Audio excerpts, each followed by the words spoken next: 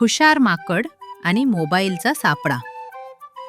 एका सुंदर जंगलात चिंपू नावाचं एक खूप हुशार आणि खट्याळ माकड राहत होतं.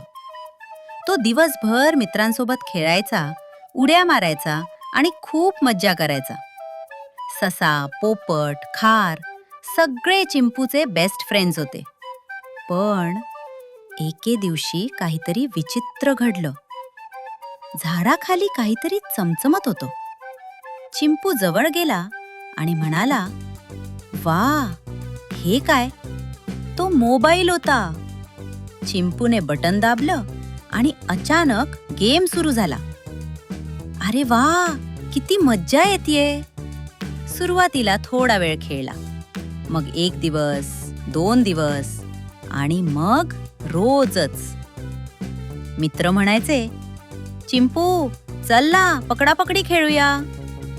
चिंपू न बघताच म्हणायचा, "नको, मी गेम जिंकतोय." हळूहळू त्याने खेळणं, उड्या मारणं विसरलं. फळं खाणंही विसरलं.